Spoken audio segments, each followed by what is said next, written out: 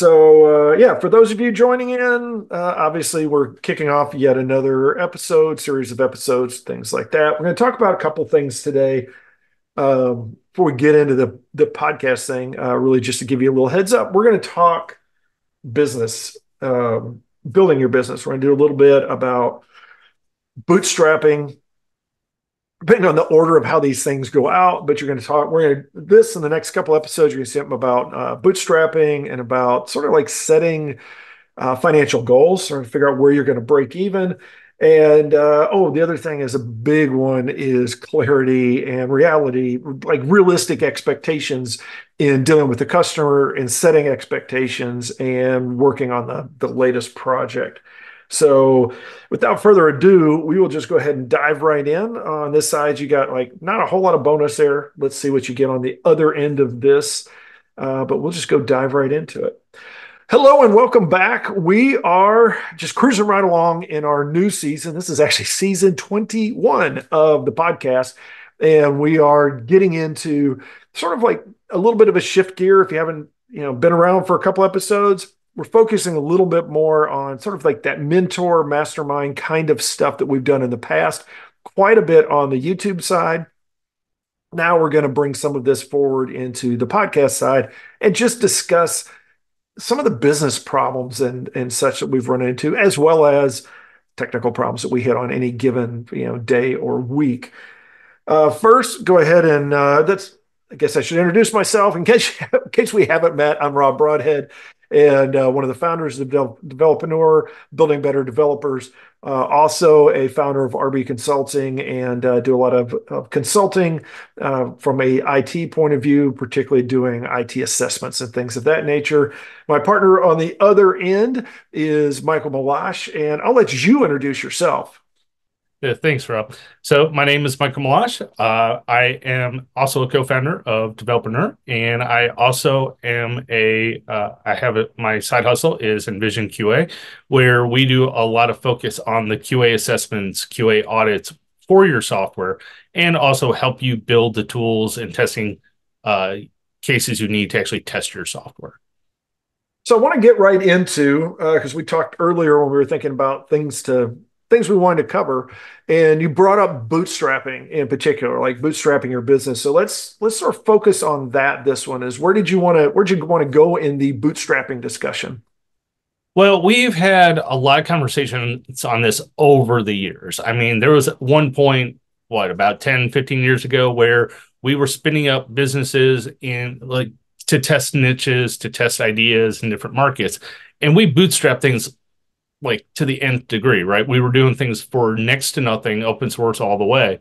But the bootstrapping, what I kind of wanted to talk about today, or have our discussion with this, is where do we go? When you're starting out, yes, there's a certain level of bootstrapping you can do. Like how quickly can you get to market with the least amount of money to get up and running for your fixed costs and your startup costs, because you're going to have some type of setup costs at the beginning to get started, but then you're going to have at least some type of residual fixed cost at the beginning that you have to make sure you cover, or at least have a way of funding. And then the other thing that in the meeting I had last night, we talked about taking it to the next level. When you define your break even point, when you actually like get into the black, when you actually start making money, do you actually start having a profit. And it brought up some questions that I never really thought about, because we have bootstrapped some things for so long, you just don't think about certain things. Or like if you're running your own business or a side hustle, you might not think about health insurance because you might be under your current employer's health insurance, or your wife's health insurance, or your husband's health insurance. And just there were some things that we had a conversation about last night that's like, well, crap, if you want to quit your day job and do your side hustle all the time, there's some things you have to think about going forward that you might just not think about right now. Definitely. There are had actually recent discussion with another friend of ours about side hustling, and in particular, he had he would charge us a lower rate than he would normally do from a side hustle because he was like, well, I don't really have to like I don't have to put food on my table, I don't have the expenses, so I don't feel like I need to charge as much. However, even with a side hustle, you should still charge essentially a fair market rate, which we've talked about in the past. From a shifting from side hustle to day job, real hustle or day job, there is a lot that goes into that, and it's a little different now. If you go back just a few years, if you go pre-COVID, there was a huge amount of stuff that people needed to think about because you weren't usually remote. So if you were going to have an office that was going to be your side hustle, if you needed to go to an office, you needed to know what that cost was. A lot of people, if you needed to go purchase, internet connectivity or a laptop or a desktop or things like that, there's a huge amount of stuff that when we work for somebody else, in particular when we work in an office, we don't think about at all. It's just not something because it's just part of the job. But then suddenly, and this is what happened when COVID hit, a lot of people were working from home, and what they were doing, and for those you can't see, I was air quoting that. They were doing this and they realized suddenly that I can't work. They were actually doing work and they're like, I can't work 8 hours a day at my kitchen table. I've got too much stuff going on. This doesn't work. I can't think. I'm not comfortable.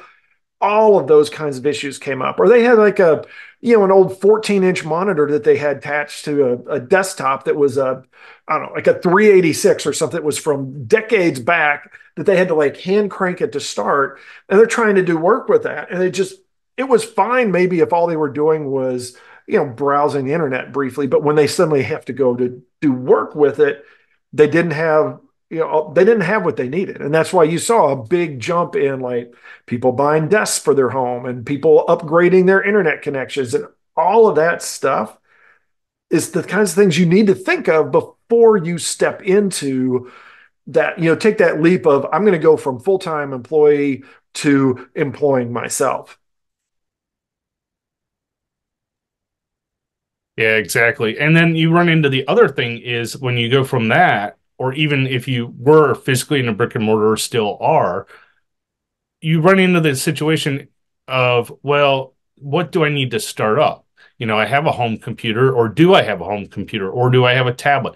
Is there something you can repurpose without using work equipment because you don't want to get yourself in trouble where you're doing your side hustle on your company laptop. That's kind of a big no-no. Stay away from that.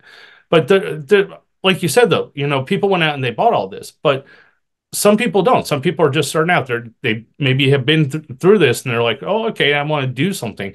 Where would you begin? So I would start simply by just listing the basics, right? Are you writing software? Okay. Do you need a computer? Can you do everything you need in a notepad? Notepads are cheaper than computers.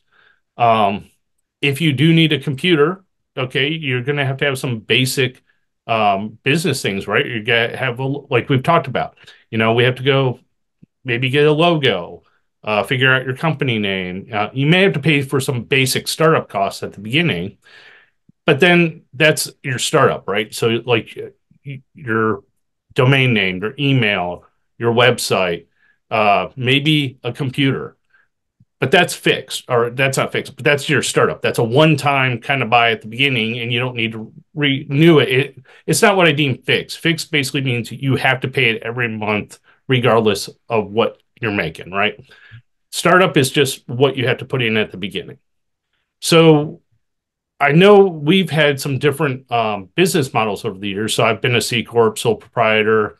I've been an LLC, currently an LLC, about to be S Corp. So what are some of the things that you've run into when you've gone out of startup mode into fixed mode? Now, from a sole proprietorship, I can tell you that, there's things we can write off with your taxes. You can set up a physical space for your home office, things like that. But that's taxes, that's write-offs at the end. As far as a business cost, things that you have to consider would be like, do you need to pay rent? Like you say, do you need to go into an office? But if you can carve out space within your home, maybe you can charge yourself rent. but then you have to take that deduction off. Like you can't use that deduction at the end of the year. So it just kind of depends on the different business tiers. So I'll let you speak to that for a moment. Oh, there's a lot there. So I think one of the first, what I started way back, um, this was a long time ago, this is back long enough that people had phones that you actually plugged into a wall and things like that.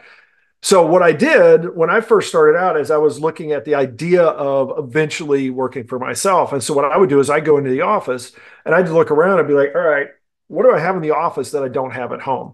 And this is before remote work. So I sort of had to like figure it out a little bit. It wasn't like I was going to go work from home and go test it out. Now that is the nice thing is now what you can do is you can actually, go work from home if your work allows it at all or if your side hustle allows it at all, do a work from home day or a work remote day.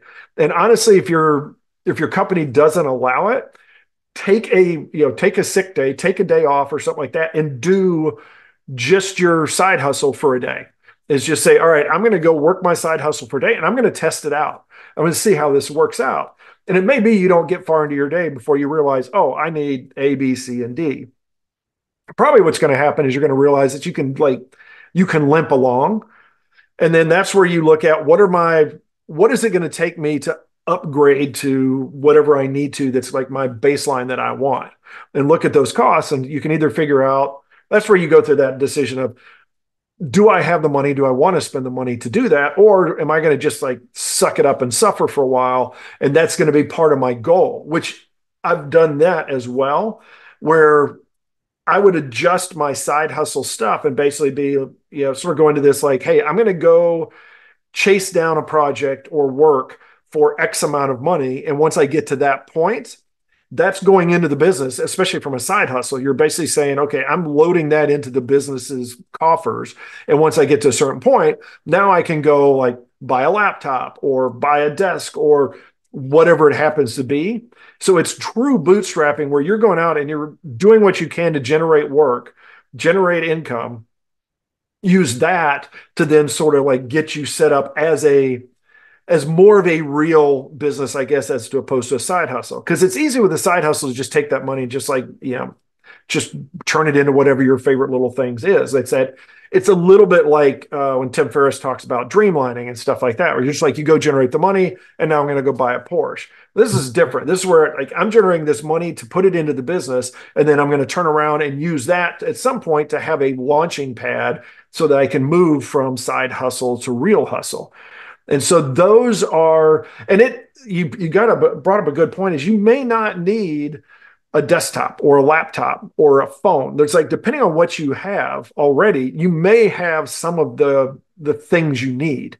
It may be as simple as maybe you've got a phone that basically is all you need. The problem is you don't want to be typing like that. You don't want to have like thumb, texting type stuff. You need a keyboard. So you can get full size keyboards for your phone. I mean, there's things like that you can do. So maybe you look at what is the device you need. Actually, you can take that phone and you can also cast its display to a screen. So you could use your phone as a laptop, essentially, as a mobile device if you want. So I would look into that. I mean, we're like at the very startup portion of it, like you said, the startup cost is figure out what really do you need to do your business, and then figure out what would you like to have to do your business, because those things do vary. What a good example, and then I'll toss this back to you, was several years ago. I'd had laptops that I'd used over the years, and I was like, all right, I want to jump into something new, but I really need a more modern laptop. And so what I did was just basically said, okay, I priced out the laptop, said this is what I want, and then said, all right, once I can generate X amount of, that amount of revenue, I'm going to turn around and buy that laptop. And that's the kind of stuff that, yeah, if it's a business, if you've got it set up right, then you get to write some of that stuff off, or that's a business expense, depending on how all of that accounting stuff works. Disclaimer, I'm not an accountant. I'm not a tax person. Talk to your accountant and talk to your tax attorney for whatever you want to deal with. But those things are the kinds of things you're going to want to take advantage of as you're shifting gears. And it's why you want, whether it's a side hustle or a real business, you want it to be a standalone, its own account everything so the monies don't cross between your personal stuff and your business, because then it makes it much easier. Take that pile from your business and say, all right, I'm going to use that to invest in my business. All right, back to you. Thoughts on that one, since I've. Otherwise, it becomes basically an expensive hobby, right? Because if you don't take the time, so that's one thing I want to touch on with what you said, and we really haven't hammered that home yet. So one of the things with starting up, even if you're bootstrapping, make sure you keep accounting of everything you buy, everything you need, everything that you're going to need. If you don't, this is just a hobby. You're basically going to spend money on things as you need it. You're not going to be able to write things up, and you're not going to really be able to claim yourself as a real business. The other thing that was interesting in that, because you brought up, using your phone in that, a lot of places that a lot of people don't consider these days, because, with the tech boom of COVID, with everyone running to Best Buy, all the sales online, Amazon, we still have Habitat for Humanity. We still have um, uh, the Salvation Army. We still have whatever the other one is. I just drew a blank on it. But Goodwill, they do have electronics, and you can actually find some Bluetooth keyboards, stuff like that, small stuff that you don't have to spend 50, $60 for at a high inflated price right now. Just go to your local store, buy a couple broken pieces. The other place I found interesting that my neighbor turned me on to a couple months ago was, don't forget about pawn shops. You never know what the heck's in a pawn shop. And they turn around and put most of that stuff on eBay. So you could also look at eBay. I would stay away from some of the other ones that are gimmicky, where it's like, oh, pennies on it out. Read the fine line on that one. That one's a little shady. You pay like a penny per bid or $1 per bid for something like that. It's very misleading. But there are things you can do, though, cheap. Also, don't forget yard sales. I mean, if you happen to have the time, go check out yard sales. The other thing to think about, too, is what do you need to just get off the ground? So, like for us being electronic companies, we can quickly go spin up a website. Amazon gives you one free year, quote, free. They've tweaked it a little bit, but you can pretty much get a year's worth of web hosting for maybe $15 for the year. And then you add a domain name on top of that for about $10 a year. So you're still under about 50, under $100 just to get out there. Then throw an email. There's things that stack up. So as you see, I'm building a list of things that come to mind as I'm walking through it. Don't go out and just start buying things that you think you need. Take a second, take a step back. Now, I know I'm going to segue a little bit, but take a second and look at your target market. Look at your side hustle. Who are your customers? Who are you trying to reach? Where's the work coming from? See if you can double down on that with marketing, or just, maybe do social media. There's things you can kind of work in for free that take time, but you can't discount your time. You need to also account for your time. And that was something else that was in the conversation yesterday. With doing these side hustles, it's like, oh, cool. My expenses are like $100 a month, so I can just go do a couple of jobs a month. All's good. Well, you can't quit your day job for that, right? Because your day job, you're getting paid a salary. You have to actually break that down into, all right, what are you really making an hour? And then what I found out yesterday is, oh, if you're going to be your own employer, what do you have to pay in Medicare taxes? What do you have to pay in payroll taxes? What do you have to pay in health insurance costs? And it was like, oh, suddenly my hourly rate just went up a little bit to kind of supplement that, because you're not thinking that way at the end of the day. Yeah, I think, and this is going to definitely be a two-parter. So I do want to sort of wrap that piece up, and then then we'll, sort of step into, or we'll set the table for the next episode. Um, yeah, typically you need to add about 20% on top of whatever your salary is, and that's what it really costs you. So if you're making $50,000 a year, because this is easy math, it costs the company basically $60,000 a year for you. Now that can vary based on benefits and things like that. And that's not like a Cadillac healthcare plan or anything like that. That's like just basic stuff. But having done this several times over the now decades, There's some things that I think people are very scared about that they don't need to be because there are solutions. Healthcare is one of them because yeah, you have the taxes. It's like death. It's there. It's except for you see it far more often. If you die once, you get taxed a billion times. But you have to do that. You have to have Medicare. You have Social Security. You're going to have to pay. Yes, you pay it right now, but there's this thing called the employer's share that when you employ yourself, you get to pay that part too. So don't suddenly the rich guy that's sticking it to you, you're the guy, and you're realizing that they're not really sticking it to you. But with healthcare is one that a lot of people worry about. I don't, I need healthcare. I have to have vision care. I have to have dental. I have to have this and that and the other. That stuff does exist. You can go out there. You can find places that whether they're a co-op, there are burden sharing type situations, and then you can also go get plans that are solo plans. It's not that bad. There's also ways that you can deal with it, especially now because of catastrophic. You can have like catastrophic coverage, which is basically if you're already pre-existing conditions, that kind of stuff. There are ways to deal with that. And I'm talking like from specifics. I've done it with a family of multiple kids. I've had it dealt with it multiple times where you've got somebody that is a cancer survivor that is automatically nixed from a lot of insurance coverage. There's all sorts of things like that that you can look into. You can even add like if you want to have a 401k, if you want to have a Roth or IRA or all that kind of stuff, those things all can exist outside of a company. You just have to figure out what you're willing to pay and realize that you are going to pay. It's now something that you don't have to worry about. One last one, and then I'll toss it to you. Was just time. One thing that, and I think we'll kick this into the next episode, but is the idea of like holidays and vacation days. Those become very different when you go into working for yourself. So I want to let you sort of get the last word on this one.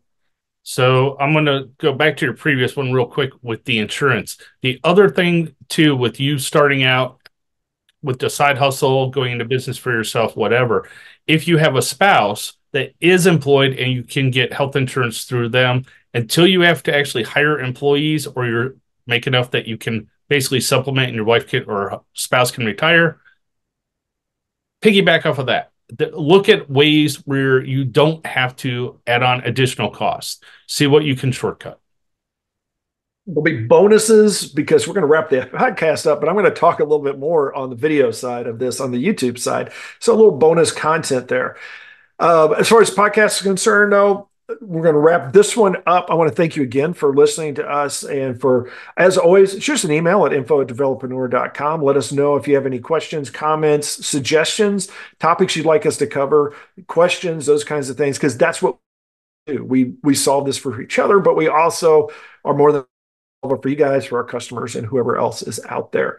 That being said, we'll let you get back to your day. So go out there and have yourself a great day, a great week, and we will talk to you next time. The rest of you are still here, so next time is right now. I want to talk about the last thing you said, and I just forgot it. It was about, spouse and stuff.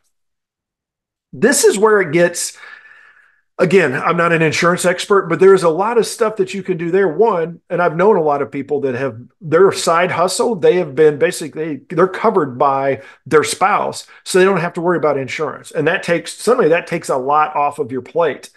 Also, depending on what your insurance plan is, depending on where your company is and stuff like that, sometimes you get like, and I've learned this, is that sometimes you can get people essentially covered for free because you can get a family plan that has the same cost whether you have one, two, three, four kids, and it all counts the same and so you sort of get it free for those extra kids. But also, sometimes you get a bonus of, which is I had when the first employee I hired that wasn't myself was my son that was already covered under my insurance.